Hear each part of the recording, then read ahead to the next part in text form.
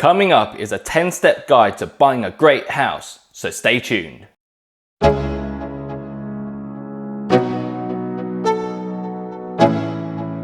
10. Work out your budget including fees, as the cost of the process can often be quite expensive. Your budget should include the cost of conveyancing, search fees, survey, mortgage product, moving costs and stamp duty.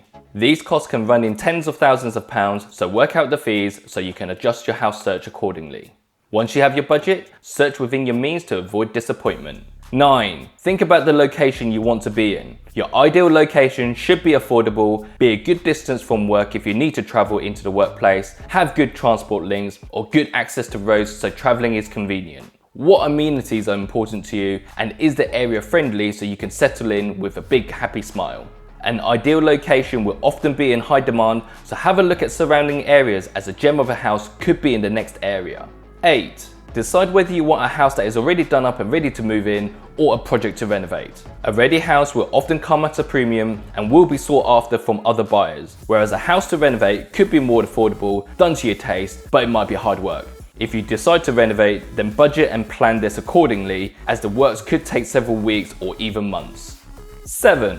Once you have decided on what type of house you want, where you want to live, and you've worked out your budget, then start to talk to your local agents and check the online portals. Make sure you are searching on a daily basis, as new houses come on the market all the time and you want to see the house as soon as possible to maximize your decision time. 6. Get a mortgage in place. You can speak to lenders directly to arrange a mortgage, but the number of products might be limited. If you get a broker, they will often have full access to the market and can search for the best mortgage product that works for you. I have a video on how to ensure your mortgage broker works harder and smarter, linked above and in the description below, so check it out. Get your mortgage in principle arranged as quickly as possible to firm up your budget, and the estate agents will know you are a serious buyer.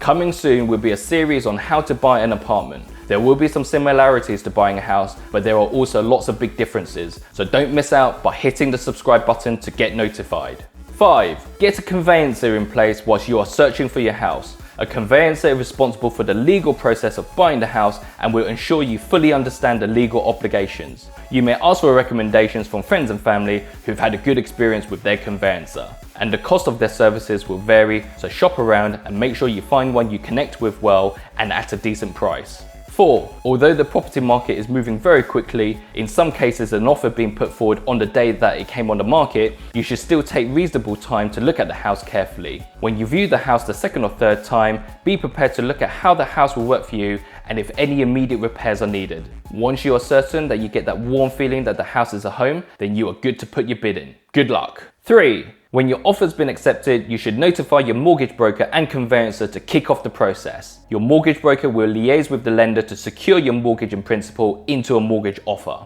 and your conveyancer will pull together the necessary legal document and commence the searches. I have a video on the top 5 things that you should discuss with your conveyancer, linked above and in the description below, so check it out. 2. Your conveyancer will review the search report, draft contract, title documents, plans and any other information from your seller's solicitors. This is a crucial part of the legal process, and ask your conveyancer if any terminologies don't make sense. During this time, you should also have the house surveyed so you know the good and the bad points of the property. And it is also important to take into consideration whether any information coming to light means you should consider walking away from the purchase.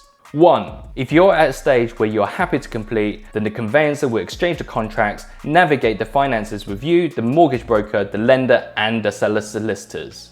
Your conveyancer will notify you on the day of completion and you'll be good to go and pick up your new house keys. Take note, there will be some residual paperwork such as completing the land registry that your conveyancer will do for you.